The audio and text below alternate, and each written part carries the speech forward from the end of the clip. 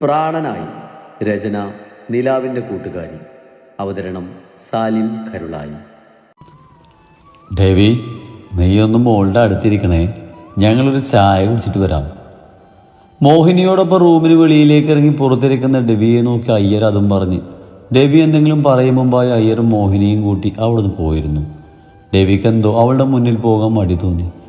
ദേവനും ദീക്ഷിത്തുമെല്ലാം ഇത്തിരി മുമ്പ് ഓരോരോ കാരണങ്ങൾ പറഞ്ഞ് അവിടുന്ന് പോയിരുന്നു.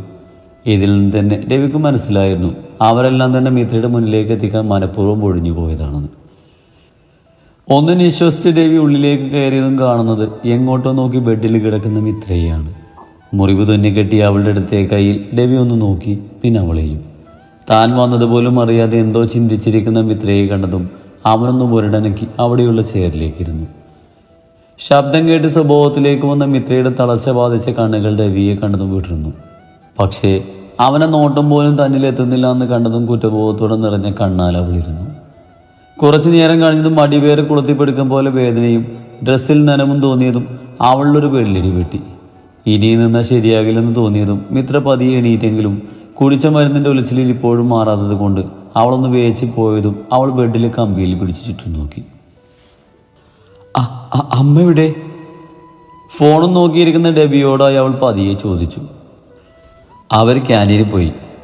മിത്രയെ നോക്കാതെ പരിക്കമായി തന്നെ ഡേവിഡ് പറഞ്ഞു. അവൻ്റെ ശബ്ദം ദിവസങ്ങൾക്ക് ശേഷം കേട്ടതും അവളുടെ കർണപടങ്ങൾക്ക് അവ കുളിർ നൽകുന്നത് പോലെ തോന്നി അവൾക്ക്. ഒന്ന് വിളിക്കുമോ? ഇടത് കൈ കൊണ്ട് ഡ്രസ്സ് കൂട്ടിപ്പിടിച്ചുകൊണ്ട് മിത്ര ചോദിച്ചു. കൈ മുറിഞ്ഞിരിക്കുന്നത് കൊണ്ട് തന്നെ അവൾക്ക് ഒറ്റയ്ക്ക് ബാത്റൂമിൽ പോയി ഡ്രസ്സ് മാറ്റാനൊക്കെ ബുദ്ധിമുട്ടായിരുന്നു. എന്താ ആവശ്യം? ഡെവിയുടെ പരിക്കൻ ചോദ്യം കേട്ടതും അവളൊന്നും മിണ്ടാൻ പോയില്ല. പതിയെ ടേബിളിൻ്റെ അരികിലേക്ക് നടന്ന് ടേബിളിലുള്ള ബാഗിൽ നിന്നും പാഡിൻ്റെ പൊതിയെടുത്ത് തിരിഞ്ഞതും വേദന കാരണം അവൾ ബെഡിലേക്ക് തന്നെ ഇരുന്നു. അമ്മയൊന്ന് വേഗം വന്നെങ്കിലെന്ന് അവളുടെ ഉള്ളം കീണു. പെട്ടെന്ന് തന്നെ ആരോ എടുത്ത് ഉയർത്തുന്നത് പോലെ തോന്നിയതും ഇത്ര ഞെട്ടി മുഖം ഉയർത്തി നോക്കി. അപ്പോഴേക്കും ഡെവി അവളെ തന്നെ നെഞ്ചോട് ചേർത്തിരുന്നു. തന്നിലേക്ക് തുളഞ്ഞു കയറുന്ന അവൻ്റെ നെഞ്ചരിപ്പ് അവളുടെ നെഞ്ചരിപ്പിൻ്റെ വേഗം കൂട്ടി. മനസ്സും കണ്ണും സന്തോഷം കൊണ്ട് നിറഞ്ഞു. പക്ഷേ താൻ അവനോട് ചെയ്തതും പറഞ്ഞതൊക്കെ വെച്ച് നോക്കുമ്പോൾ ഈ സ്നേഹത്തിന് താൻ അർഹയില്ലെന്ന് ആലോചിച്ചതും അവളിലെ സന്തോഷമെല്ലാം കെട്ടടങ്ങി. തന്നെ കൊണ്ട് ബാത്റൂമിലേക്ക് ഡെവി കയറാൻ തുടങ്ങിയതും അവൻ്റെ കയ്യിൽ കിടന്ന് മിത്ര ഒന്ന് കുതറിയതും ഡെവി ഒരു ഭാവഭേദവുമില്ലാതെ അവളൊന്നുകൂടെ മുറുകെ പിടിച്ച് ബാത്റൂമിൽ കയറി വാതിലടച്ചു. അതിലുള്ള ഒരു സ്റ്റൂളിൽ കൊണ്ടുപോയി അവളെ ഇരുത്തി. ഞാൻ തനിയെ ചെയ്തോളാം. തൻ്റെ ഡ്രസ്സ് അഴിക്കാൻ ഒരുങ്ങുന്ന ഡെവിയെ തടഞ്ഞുകൊണ്ട് മിത്ര പതിയെ പറഞ്ഞുവെങ്കിലും ഡേവിഡ് താനൊന്നും കേട്ടില്ലെന്ന് ഭാവം നടിച്ച് മിത്രയെ ഒന്ന് നോക്കുക പോലും ചെയ്യാതെ അവളുടെ കറ പടർന്ന ഡ്രസ്സെല്ലാം അടർത്തി മാറ്റി ബിന്നിലേക്ക് ഇട്ടു. ഇളം ചൂടുവെള്ളത്തിൽ കയ്യിലെ മുറിവിൽ വെള്ളം തട്ടാതെ മിത്രയെ ഫ്രഷാക്കാൻ തുടങ്ങി. അവളുടെ മുഖം കുറ്റബോധം കൊണ്ട് താഴ്ന്നു. വേറെ ഡ്രസ്സ് എടുത്ത് കൊണ്ടുപോകുന്ന എല്ലാം അവളെ ധരിപ്പിച്ച് അവളെയും എടുത്ത് ഡെവി പുറത്തേക്ക് ഇറങ്ങി. ഈ ചായ തന്നെ ബെഡിലിരുത്തി തിരിഞ്ഞു പോകാൻ തുടങ്ങിയ ഡെവിയുടെ കയ്യിൽ പിടിച്ച് വിറച്ചുകൊണ്ട് മിത്ര വിളിച്ചു. ദേവമിത്ര കിടന്നോ, ഞാൻ പുറത്തുണ്ടാവും. തൻ്റെ കൈ ബലമായി എടുത്തു മാറ്റി അതും പറഞ്ഞ് തന്നെ ഒന്ന് നോക്കുക കൂടി ചെയ്യാതെ പുറത്തേക്ക് പോകുന്ന ഡേവിഡിനെ കണ്ടതും മിത്ര നിർവികാരതയോടെ അവൻ പോകുന്നത് നോക്കിയിരുന്നു. ഡെവി കണ്ണിൽ നിന്നും മാഞ്ഞതും കണ്ണിൽ ഉരുണ്ടുകൂടിയ മിഴുനീർ മിത്ര പതിയെ ഒപ്പുമ്പോഴാണ് ഐസക്കും കുഞ്ഞുണ്ണും കൂടി ഉള്ളിലേക്ക് കയറി വന്നത്. അവരെ കണ്ടതും ആ മുഖത്തേക്കൊന്നും നോക്കാനാകാതെ തെറ്റ് ചെയ്ത കുട്ടികളെ പോലെ മിത്ര തലതായിത്തീരുന്നു. എന്നതാ മോളേത്, എന്നതൊക്കെയായി ചെയ്ത് വെച്ചിരിക്കുന്നത്? മിത്രയുടെ അരികിലിരുന്ന് അവളുടെ തുന്നിക്കെട്ടി വെച്ച കയ്യിലേക്ക് നോക്കിക്കൊണ്ട് ഐസക്ക് ചോദിച്ചതും മിത്ര മുഖമുയർത്തി അദ്ദേഹത്തെ നോക്കി. എന്നതാ കൊച്ചേ, എന്നാത്തിനൊക്കെ അറിയുന്നത്? മുറിവ് വേദനെടുക്കുന്നുണ്ടോ? മിത്രയുടെ നിറഞ്ഞൊഴുകുന്ന കണ്ണുകൾ കണ്ട് അവളുടെ മുഖം കയ്യിൽ കോരിയെടുത്തുകൊണ്ട് ഐസക്ക് ചോദിച്ചതും മിത്ര പൊട്ടിക്കരഞ്ഞ നെഞ്ചിലേക്ക് ചാഞ്ഞു. എന്നോട് ക്ഷമിക്കപ്പച്ച. ഞാൻ ആ ഡോക്ടറുടെ വാക്ക് വിശ്വസിച്ചു. നിങ്ങൾ ഒരുപാട് വേദനിപ്പിച്ചു. നിങ്ങളോട് ഞാൻ അങ്ങനെയൊക്കെ പെരുമാറിയ നിങ്ങൾക്ക് എന്നെ വെറുക്കുമെന്ന് കരുതി. പക്ഷെ ഞാൻ തോറ്റുപോയി. ഐസക്കിൻ്റെ നെഞ്ചിൽ കിടന്ന് വിങ്ങിപ്പൊട്ടിക്കൊണ്ട് മിത്ര പറഞ്ഞു. അത് വിട്ടേക്ക് കൊച്ചേ. ഇനി കഴിഞ്ഞതൊക്കെ ആലോചിച്ച് എൻ്റെ കൊച്ചു വെറുതെ മനസ്സ് വിഷമിപ്പിക്കണ്ട. ഇതൊക്കെ ഞങ്ങളുടെ മോളുടെ ബുദ്ധിയില്ലായ്മയായിട്ടേ കണ്ടിട്ടുള്ളൂ. മിത്രയുടെ നെറുകിൽ തലോടി ആശ്വസിപ്പിച്ചുകൊണ്ട് ഐസക്ക് പറഞ്ഞു. എന്നാൽ ആത്മഹത്യക്ക് ശ്രമിച്ചത് അതിത്തിരി കറന്ന കൈയായിപ്പോയി മോളെ. ഞങ്ങളോടൊക്കെ സ്നേഹമില്ലാഞ്ഞിട്ടാണോ മോൾ ഇങ്ങനൊരു ബുദ്ധിമോശം ചെയ്തത്? അത് പിന്നെ അപ്പോഴത്തെ മാനസികാവസ്ഥയിൽ ചെയ്തു പോയതാ. എത്രയൊക്കെയായാലും പാട്ടി ഇങ്ങനെയൊക്കെ ചെയ്യുമെന്ന് ഞാൻ വിചാരിച്ചില്ല. പിന്നെ ഈ ചായനൊന്നും വേണ്ട. ഇച്ചായനെ മനസ്സിലാക്കി ജീവിക്കുന്ന ഒറ്റയും മതി എന്നൊക്കെ പറഞ്ഞപ്പോൾ ആ സങ്കടത്തിൽ ചെയ്തു പോയതാ. മിത്രി ഓരോന്ന് പറഞ്ഞ് വിഷമത്തോടെ പറഞ്ഞു. അവൻ അപ്പോഴത്തെ ദേഷ്യത്തിലും വിഷമത്തിലും പറഞ്ഞതാകും. കൊച്ചത് കാര്യാക്കണ്ട. അല്ല, ദേവി എവിടെ കൊച്ചെ? ഇവിടെ ഇല്ലേ അവൻ? പുറത്തു പോയി.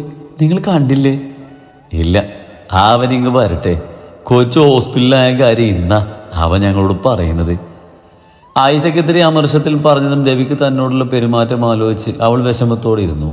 പെട്ടെന്ന് കുഞ്ഞൂടിനെ കുറിച്ചുള്ള ഓർമ്മ വന്നതും മുഖമുയർത്തി നോക്കിയ മിത്ര കാണുന്നത് ടേബിളിൽ ചാരി നിന്ന് തന്നെ നോക്കുന്ന അവനെയാണ്. നിനക്ക് എന്നോട് ദേഷ്യാണോ കുഞ്ഞൂട്ട?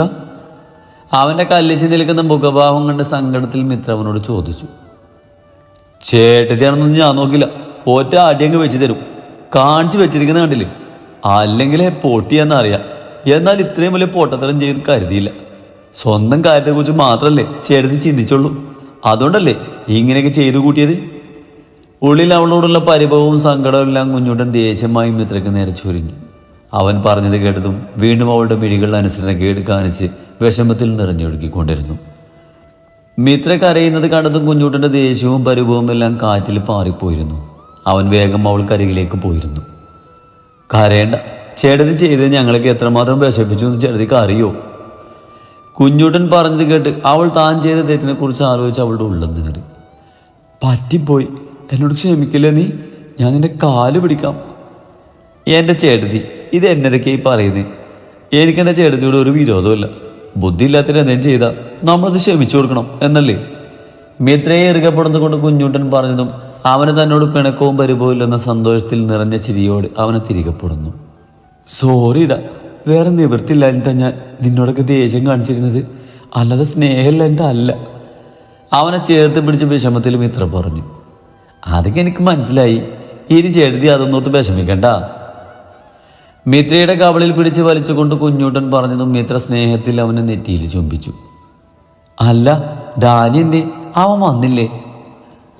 അവൻ താഴെയുണ്ട്. മോളുടെ ഏതോ കൂട്ടുകാർ കൊച്ചു വരുന്നുണ്ട്. അതിനിവിടെ ഒന്നും അറിയാത്തതുകൊണ്ട് ആ കൊച്ചിനെ വെയിറ്റ് ചെയ്ത് നിൽക്കുക. അതാരാ? അപ്പച്ചൻ പറഞ്ഞത് കേട്ട് മിത്ര സംശയത്തിൽ ചോദിച്ചു. ജൂലിയായിരിക്കും. മിത്രയുടെ ചോദ്യം കേട്ടതും കുഞ്ഞൂട്ടൻ വേഗം പറഞ്ഞു.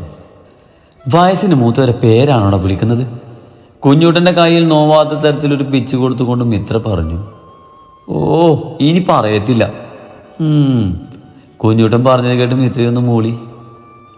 ചേട്ടത്തി. ജോലിക്കൊപ്പം ഉള്ളിലേക്ക് വന്ന ഡാനി അവളെ കടന്നും ഇത്തിരി ഉറക്കെ വിളിച്ച് വേഗത്തിൽ അവൾക്ക് അരികിലേക്ക് നടന്നു. അങ്ങോട്ട് മാറിയിരിക്ക, വേട്ടവിളിയാ.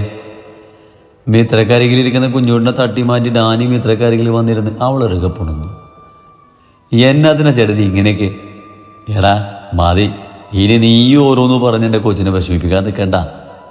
ഡാനിയും അവൻ്റെ പരാതിയും പരിഭവവും പറയാൻ തുടങ്ങിയതും ഐസക് അവനെ തടഞ്ഞുകൊണ്ട് പറഞ്ഞു. ഇനിയും കഴിഞ്ഞതൊന്നും പറഞ്ഞ് അവളെ വിഷമിപ്പിക്കണമെന്ന് കരുതി ഡാനിയും മിണ്ടാകുന്നു. അവിടെയൊക്കെ സ്നേഹം കണ്ടപ്പോൾ അവൾക്ക് മനസ്സിലായിരുന്നു താൻ ചെയ്ത തെറ്റിൻ്റെ ആഴം. മിത്ര ജൂലിയും ഡാനിയൊക്കെയായി സംസാരിച്ചിരിക്കുന്നതിനിടയിലാണ് ഡെബിയും അവൻ്റെ ഒപ്പം മിത്രയുടെ അമ്മയും അച്ഛനും അങ്ങോട്ട് വന്നത്. എല്ലാവരോടും സംസാരിക്കുന്നുണ്ടെങ്കിലും ഡെബി മിത്രയെ കണ്ട ഭാവം പോലും നടിച്ചിരുന്നില്ല. അവരെയൊക്കെ കണ്ട സന്തോഷത്തിനിടയിലും ഡെബിയുടെ അവഗണന മാത്രം അവളിൽ നോവായി നിന്നു. ഡെബിക്ക് മിത്രയോടുള്ള അവഗണന മറ്റാരും ശ്രദ്ധിച്ചില്ലായിരുന്നുവെങ്കിലും ഐസക് അതെല്ലാം മനസ്സിലാക്കിയിരുന്നു. ഇവിടെ വെച്ച് ഇതേക്കുറിച്ച് സംസാരിച്ചാൽ ശരിയാകില്ലെന്നറിയാവുന്നത് കൊണ്ട് തന്നെ അദ്ദേഹം പറ്റിയൊരു അവസരം കാത്തും മിണ്ടാതിരുന്നു. വൈകിട്ടോടെ മിത്രയ്ക്ക് ഡിസ്ചാർജ് കിട്ടിയിരുന്നു. എന്നാലും നന്നായി റെസ്റ്റ് ഡോക്ടർ നിർദ്ദേശിച്ചിരുന്നു. മോളുടെ മുറിവൊന്നും ശരിക്കും ഉണങ്ങിയിട്ടില്ലല്ലോ, അതുകൊണ്ട് അവളെ ഞങ്ങൾ കൊണ്ടുപോവുകയാണ്. നിങ്ങൾക്ക് എതിരഭിപ്രായമൊന്നുമില്ലല്ലോ? അയ്യർ ഐസക്കിനോട് ചോദിച്ചു. ഞാനല്ല ഈ കാര്യത്തിൽ ഡെബിയെ അഭിപ്രായം പറയേണ്ടത്. ഐസക്ക് പറഞ്ഞത് കേട്ട് അയ്യർ ഡെബിയെ നോക്കി. ദേവമിത്ര നിങ്ങളുടെ കൂടെ വന്നോട്ടെങ്കിൽ. ഡെബി പറഞ്ഞത് കേട്ട് അവൻ തന്നെ കൂടെ കൊണ്ടുപോയെങ്കിലെന്ന് ആശിച്ചിരുന്ന മിത്ര മിഴികൾ ഉയർത്തി അവനെ ഒന്ന് നോക്കി. ആ നിമിഷം തന്നെ ഡെബി അവളെ നോക്കിയതും വേദന കടന്ന് നേർത്തൊരു പുഞ്ചിരി അവനായി നൽകി അവൾ വേഗം മുഖം താഴ്ത്തിയിരുന്നു. എന്നാൽ നമുക്ക് ഇറങ്ങാം. ബാഗെല്ലാം പാക്ക് ചെയ്ത് കഴിഞ്ഞതും ബാഗ് എടുത്തുകൊണ്ട് ദേവൻ ചോദിച്ചതും മിത്ര തലയാട്ടി ബെഡിൽ നിന്ന് എഴുന്നേറ്റു. ദീക്ഷിത് എന്തേ? അവൻ പാർക്കിങ്ങിന് കാർ എടുക്കാൻ പോയി. മോഹിനിയുടെ ചോദ്യത്തിന് അത്രമാത്രം പറഞ്ഞ് ദേവൻ എല്ലാവരോടും യാത്ര പറഞ്ഞ് മുന്നോട്ട് നടന്നതും അവൻ്റെ കൂടെ ഡെബിയും പുറത്തേക്ക് നടന്നു. എല്ലാം വേഗം നമ്മുടെ വീട്ടിലേക്ക് വരണേ ചേട്ടത്തി. ഡാനിയും കുഞ്ഞുണ്ടും അവളെ കെട്ടിപ്പിടിച്ചുകൊണ്ട് പറഞ്ഞതും മിത്ര അതിന് മറുപടിയൊന്നും പറയാതെ അവർക്കായി ഒരു ചിരി മാത്രം നൽകി. പോവാണപ്പാ, മിത്ര ഐസക്കിന് അരികിൽ വന്നുകൊണ്ട് പറഞ്ഞു. ആരോഗ്യമൊക്കെ നന്നായി ശ്രദ്ധിക്കണേ കൊച്ചേ, ഇപ്പം പോയി വാ. മിത്രയെ ചേർത്ത് പിടിച്ച് നെറുകയിൽ ചുംബിച്ചുകൊണ്ട് ഐസക്ക് പറഞ്ഞതും നിറകണ്ണാൽ അയാളൊന്ന് നോക്കി അനുസരണയോടെ തലയാട്ടി ജൂലിയോടുകൂടെ യാത്ര പറഞ്ഞ് അമ്മയുടെ കൈയും പിടിച്ച് മിത്ര മുന്നോട്ട് നടന്നു. ഹോസ്പിറ്റലിന് മുന്നിലെത്തിയതും കാറിൽ കയറാൻ നേരം മിത്ര ഡെബിയെ നോക്കി. കാറിൻ്റെ ഡ്രൈവിംഗ് സീറ്റിന് അരികിലുള്ള ഡ്രോറിൻ്റെ അരികിൽ നിന്നും ഡ്രൈവിംഗ് സീറ്റിലിരിക്കുന്ന ദീക്ഷിത്തിനോട് സംസാരിക്കുന്നതിനിടയിൽ അറിയാതെ പോലും അവൻ്റെ നോട്ടം തന്നിലേക്ക് വരുന്നില്ലെന്ന് ഉറപ്പിച്ച് മിത്ര കാറിലേക്ക് കയറിയിരുന്നു. ചേട്ടായിക്ക് ചേട്ടത്തെ നമ്മുടെ കൂടെ കൊണ്ടുവരായിരുന്നു, എന്തിനാ വീണ്ടും അങ്ങോട്ട് തന്നെ പറഞ്ഞു വിട്ടത്? അവരുടെ കാറ് പോയതും കുഞ്ഞുട്ടൻ അമർഷത്തിൽ ഡെബിയോട് ചോദിച്ചു. എന്തിനാ നമ്മുടെ കൂടെ കൊണ്ടുപോകണം? അവൾ ഇത്രയും കാലം നിന്നത് അവിടെ തന്നെയല്ലേ, ഇനിയും അവിടെ നിൽക്കട്ടെ. കുഞ്ഞുട്ടൻ ചോദിച്ചത് ഇഷ്ടപ്പെടാതെ ശബ്ദം ഘടിപ്പിച്ച് അത്രമാത്രം പറഞ്ഞ് ഡെബി അവരുടെ കാറിനരികിലേക്ക് നടന്നു.